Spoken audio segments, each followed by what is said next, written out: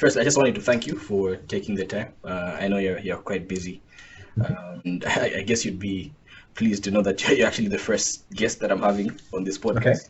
very good. Yeah. Yeah, I guess the disadvantage would be that you'd have to work with my inexperience. Right. Yeah. Yeah, so the main idea for the urban discourse is just I've been thinking of having a platform that I could use to sort of discuss a lot of the issues that I think are happening in urban settings. With my experience in urban settings, but also I think I was just thinking I enjoy listening to podcasts, but I haven't found anything I feel like in this space where people are talking about a lot of the issues that are happening, the progress in terms of research, but also implementation. I did a bit of some digging about your background, and I think a summary I found on the EWAG website described you as an expert in developing countries, urban planning, sustainable water management, urban sanitation, transdisciplinary research, and drinking water. So I think that's quite heavy. Maybe you could just start by breaking that down a bit. What is it that you do, and what's your background? Sure. Yeah, so my background started as an urban planner. So my formal education was first in architecture and planning. I then did a master's in London at the DPU, the Development Planning Unit, which is a unit specialized in the UK for urban questions in the Global South. So very much at the issue that we're looking at in this podcast. After finalizing my master's, I went on to work for the GIZ, the German Technical Corporation in Kenya, and actually worked in a project that was looking at how to support and provide advisory services for small towns in Kenya. How can we improve planning, forecasting, budget issues, but also things like slum upgrading, providing basic services for underserved small towns in Kenya. And I think that laid the background for me for taking up an interest in basic services in the developing world, and especially for the underserved or unserved areas, as you know, are proliferating around most of the big cities in Africa and Asia. Yeah. And of course, do not get the attention, get the funding that is needed to provide sustainable services for their populations. So does this mean you spent quite some time living in Kenya during that period? Correct. So that was my entry point to Africa. I spent almost 2 years in Nairobi working at the Ministry for Local Government. So this was a advisory program to the Ministry of Local Government for providing more targeted services for small towns in Kenya. And after that, I worked as an advisor for different programs like the Urban Management Program. That was a big program, 1990s, early 2000s, that was funded by the UNDP and the World Bank. UN Habitat, that was supporting countries around the world to better respond to urban issues, from services to planning to slum upgrading. I then worked quite a while as a consultant for different agencies, both internationally as well as in country here in Switzerland and in Germany. And maybe one of the bigger projects and more interesting projects was a big slum upgrading project for Mauritania, funded by the World Bank, where we were looking at how to provide efficient slum upgrading proposals that provide affordable services, from basic services including water, sanitation, roads, electricity, street lighting. So really the basic urban package for an entire city. So that was the city of Nouakchott, the capital city of Mauritania. This was I think a 10-year World Bank supported program. I think also now you're working with a lot of research. I'm aware that you're at EWAG based in Switzerland.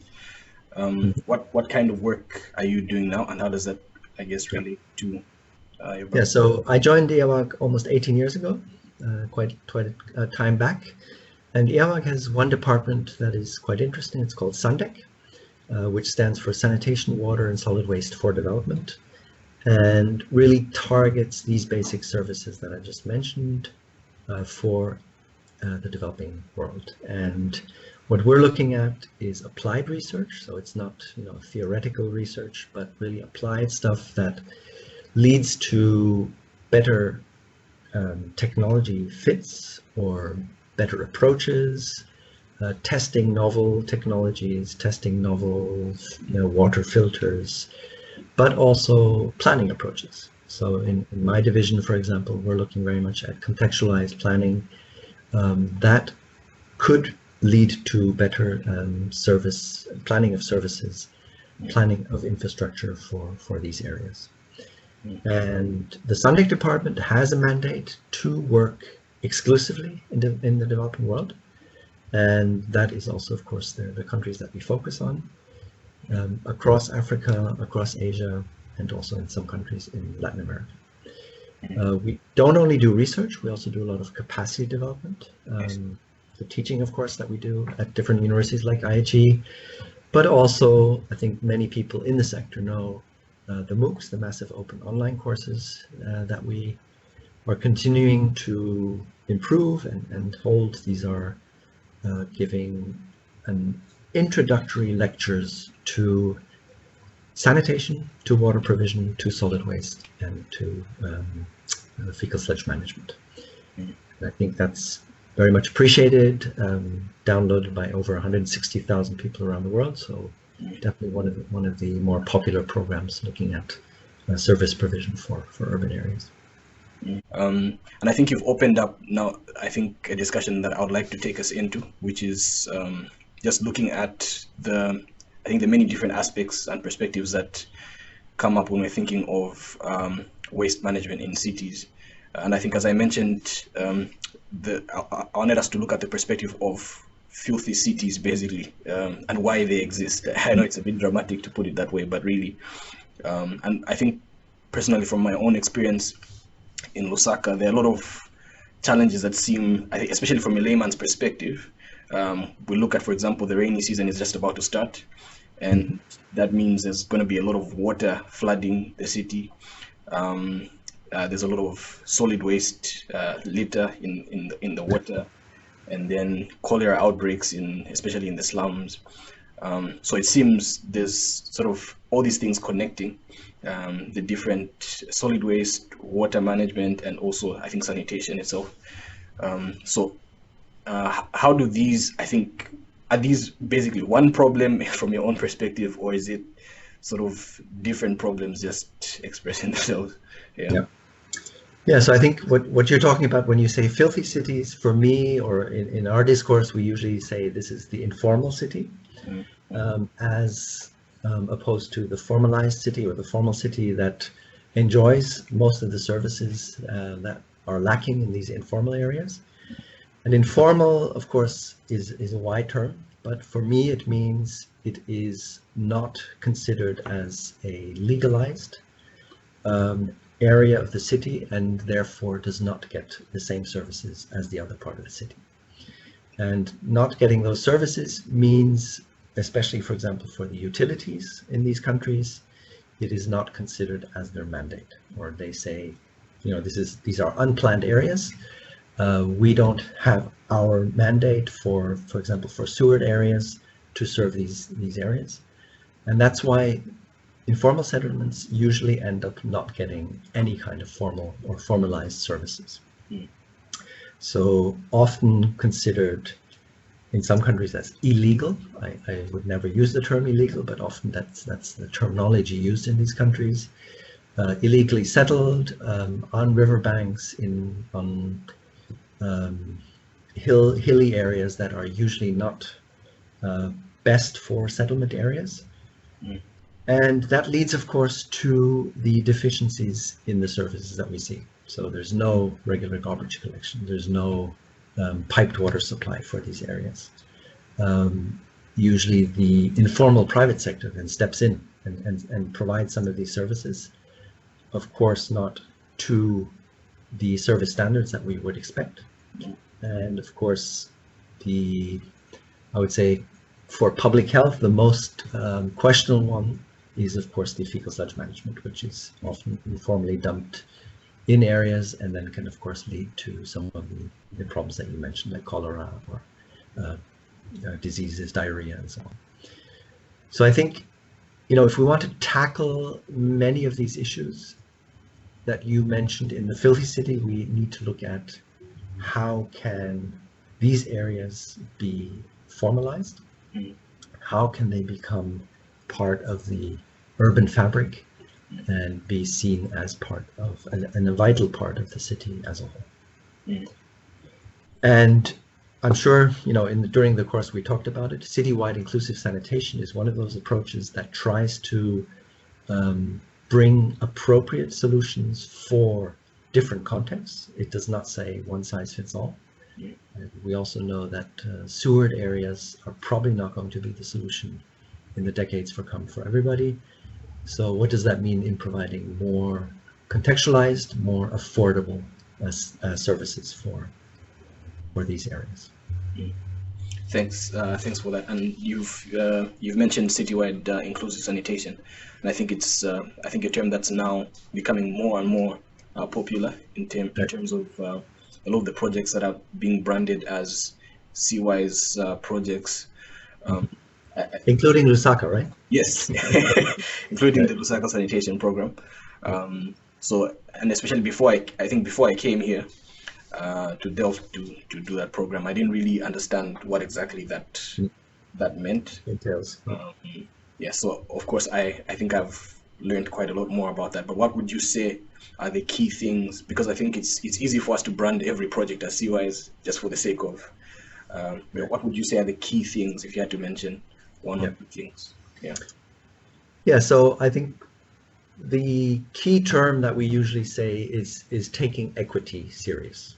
And taking equity serious means we're trying to provide solutions that are contextualized and affordable for all, not only for the happy few who can pay for it or who have received the services so far.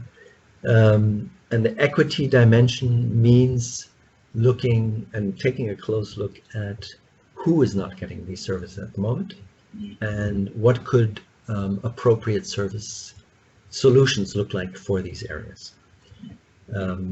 We said it also entails a mix of different technologies, a mix of different business models, a mix of different service provision regimes, if you want, for these areas, and can include also a hybrid mix of different ones. For example, small-scale sewers combined with fecal sludge management that looks at who could be connected, who can't be connected, how can we provide services for all of them. And I think the other issue is also looking at mix of technologies that I mentioned, but also how do we plan holistically, and not only looking at sanitation in a box or water provision in a box, but looking at how these services interconnect.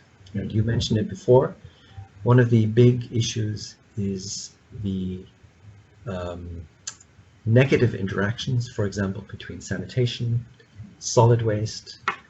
We all know the channels, the canals that are full of solid waste in the countries, blocking stormwater drainage. So I think it's taking a wider look at these different infrastructures and services that need to be addressed, and not trying to pigeonhole and only look at them in silos.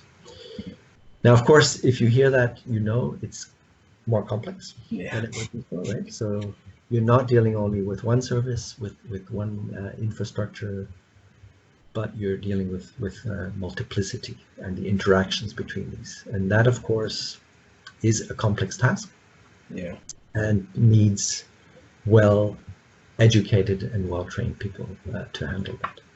Yeah. And I think we're pretty much at the very beginning of how do we tackle that, these interlinkages. But there's a lot of interesting, also new research going on in that area that I think will lead to new solutions also. Yeah, I think that's very interesting. You've actually skipped a question I wanted to ask at the end, but I think it's more appropriate to ask it now because you've brought it up. Personally, I think I'm coming from a university where a background where my background is civil engineering.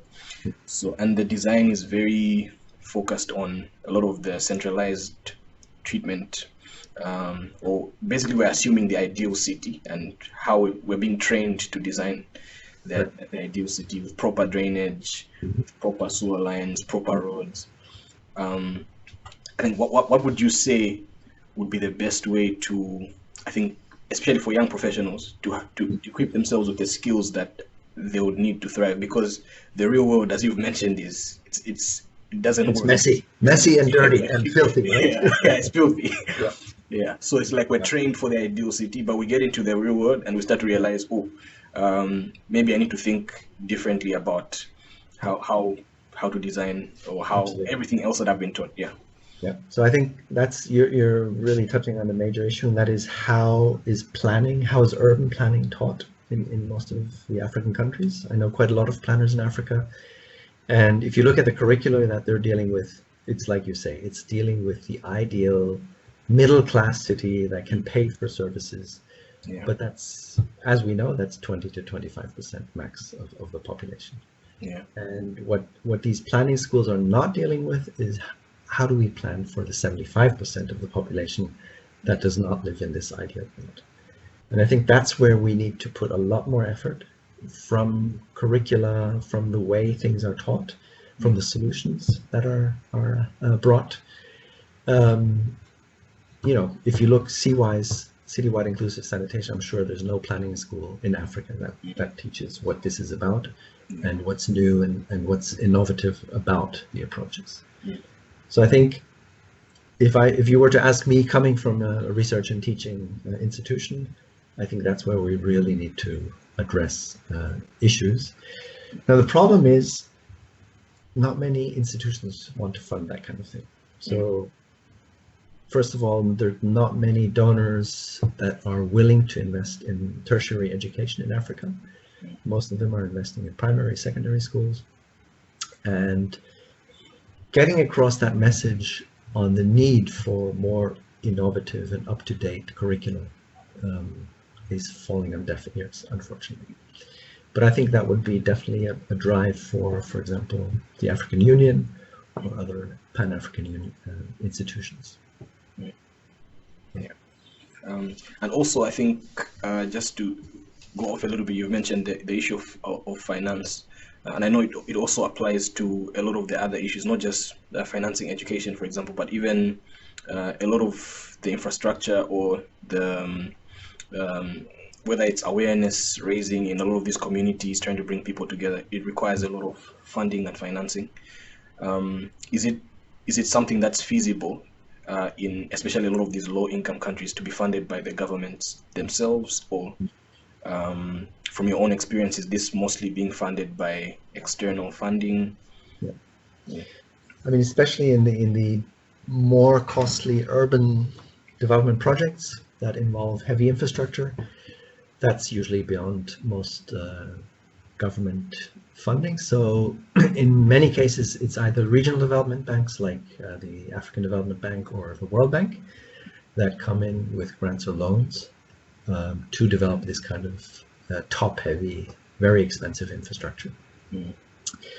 I think I mentioned before, so one of the innovations also of CWISE is to look at how are these projects and programs packaged, and how can we make sure that not only sewer sanitation, for example, is funded, but there is also funds set aside for example, fecal sludge management or decentralized small-scale sewers in the less affluent neighborhoods of these cities. So yeah, I think there needs to be more funds going into this sector, also from national funds. But of course, this urban development is not a cheap sector to invest in, and that's why you're also not seeing a lot of investment going into that. Yeah, and I guess one of the challenges is that most people, I think most governments don't see this as something that immediately impacts, say, political, maybe doesn't immediately have political implications, because people would rather see a road or bigger buildings in their communities. But this is something that I think, might not be immediately appealing to, especially politicians. Yeah. Um, And in many cases in Africa, you have, of course, the political issue, right? You have a government that is voted largely by rural or peri-urban populations, but the urban poor are often also voting for the opposition parties. And maybe that's also one of the reasons why, not a lot of funding is going into these areas as well. Yeah. So it's very complex, a lot of different factors. Definitely. From the perspective of the people themselves, I think one thing that I found quite interesting being here in the Netherlands, I'm not sure how similar it is to Switzerland, is how a lot of, not just in terms of enforcing sanitation itself, but even just a lot of the laws are implemented with a lot of fines. For example, I leave my bike in the wrong place, I'm fined for it. Or if there's a lot of fining that's involved. And I've been thinking about it from the perspective of, say, a lot of the waste management in our countries, and also how people sort of are unwilling to pay for services, or maybe I don't seemingly don't even care about keeping the environment clean and things like that. And I think one of the things that I was thinking about was, I wonder how things like fines or penalties would work, from basically changing, maybe what are the approaches that you have found are effective in terms of changing how people think about taking responsibility for their own environments. Yeah, so I think a lot of countries are spending a lot of time on bylaws, on regulations, on penalties, fees that, in my opinion, that will not work. And there's a very simple reason for that, because who's going to enforce that? And how will it be enforced? We all know, the laws are there, the bylaws are there, but the enforcement is the big problem. So my thinking is always, how can we try to incentivize better behavior, or the correct behavior? And I think incentivizing usually works better if it's combined, for example, with a program to improve services, or to bring affordable solutions to these kind of areas. So rather incentives rather than penalties or disincentives. That would be my. Unfortunately, there's not a lot of governments who go that way. They still like to give penalties and enforcement. I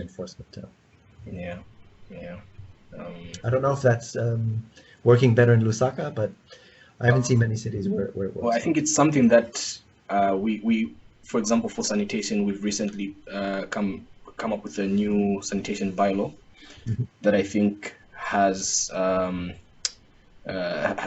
room for a lot of enforcement, especially for households that do not comply with sort of the minimum requirement in a particular area. But I think there's a lot of reluctance, obviously, like you've already mentioned, to enforce. And quite honest, I'm not very sure how soon, if that would. And I think it's not only reluctance; it's just the ability to enforce, right? You don't have the manpower. Usually, these units are understaffed, so you don't even have the staff to enforce those kind of things. But I think it's been quite a rich discussion. I think I've learned quite a lot from what you've mentioned, and I'm hoping a lot of people would also, if people want to be more interested in the work you're doing, how would you recommend that they follow what you're doing in terms of your research? What's the best way to access your work? The best way is to visit our website, www.sandec.ch for Switzerland. Okay. And then they can take a look at what is on offer, including, of course, our MOOCs.